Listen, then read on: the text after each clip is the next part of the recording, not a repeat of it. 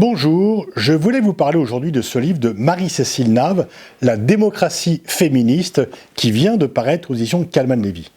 Marie-Cécile Nave est membre de l'équipe de l'IRIS, c'est la directrice de recherche. Elle a d'ailleurs créé l'Observatoire Genre et Géopolitique, et c'est sur ce thème novateur mais important qu'elle écrit ce livre qui, je crois, fera date. Alors, elle constate qu'il y a un certain nombre de dirigeants, Trump, Jair Bolsonaro, Viktor Orban, mais peut-être aussi Johnson, Poutine, qui essaient de privilégier la posture de l'homme fort, intransigeant, rude, peut-être même antipathique et invincible, une posture qui est cohérente avec leur agenda et le programme.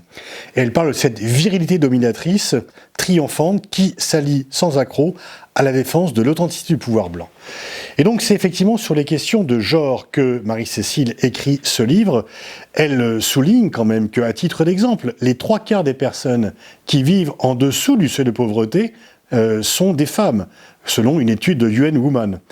Et que les objectifs politiques et économiques sont gender blind, aveugles sur la question du genre, ce qui bien sûr rend difficile le fait de résoudre les problèmes qui sont posés. A l'inverse, on a vu dans les différents mouvements qui depuis 2019 sont importants, que les femmes sont souvent en première ligne de la contestation. Peut-être que ceci a à voir avec cela, c'est qu'elles veulent lutter contre des pouvoirs dominateurs et aussi contre des situations de fait où elles sont les moins bien loties.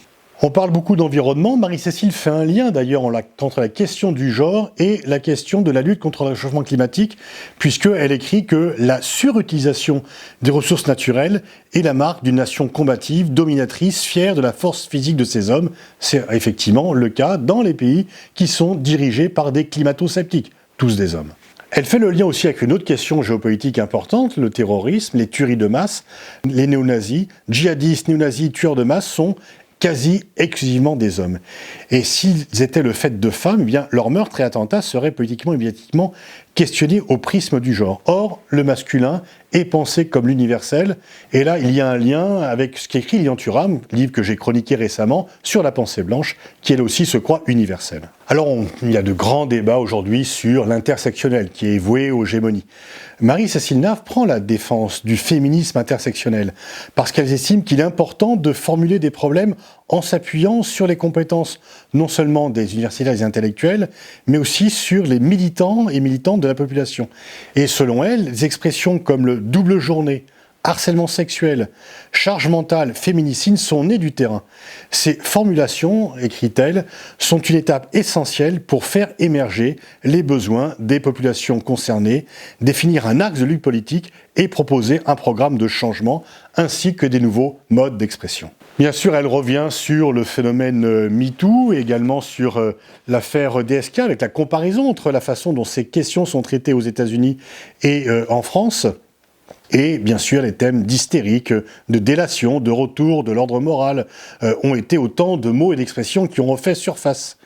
Mais elle écrit que cette ère de déjà-vu fait toujours recette car il est difficile pour beaucoup de reconnaître que les violences sexuelles n'émanent pas d'individus à problème, mais de marginaux, de rôdeurs dans les rues sombres, mais que c'est plutôt que le patriarcat imprègne l'ensemble des structures sociales, que ça ne signifie pas que tous les hommes sont des violeurs potentiels, mais que la société les autorise à l'être.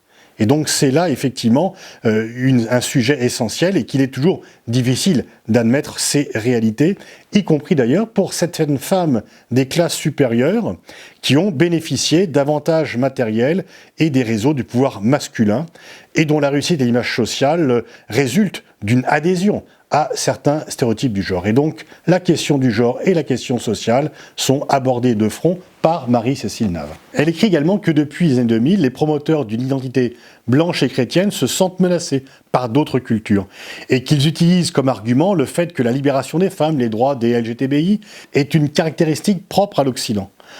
Marie-Cécile Nave s'inscrit en faux contre cette formule et en disant que le sexisme et l'homophobie, ce n'est pas nous, c'est eux, pour elle, la stratégie est simple.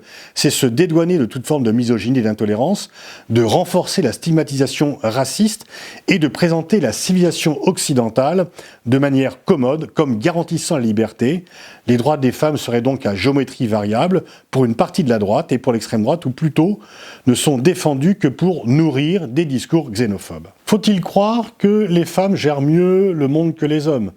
C'est ce qu'avait fait Barack Obama dans une conférence en 2019 à Singapour, en disant que les femmes étaient indiscutablement meilleurs leaders que les hommes. Marie-Cécile Nave ne reprend pas cette idée, qui est également défendue par l'UNESCO, en disant que c'est en fait une vision essentialiste, qui confond sexe et genre et qui ferait oublier que les femmes de pouvoir peuvent utiliser les mêmes armes prédatrices que les hommes de pouvoir, et inversement que ces derniers ne sont pas tous guidés par des objectifs de domination. Donc elle évite le reproche qui lui serait fait facilement de dire que les femmes ont toujours raison et que les hommes sont coupables par nature. Voilà un livre dont on parle beaucoup en ce moment parce qu'il est extrêmement novateur. Marie-Cécile Nave, La démocratie féministe, réinventer le pouvoir.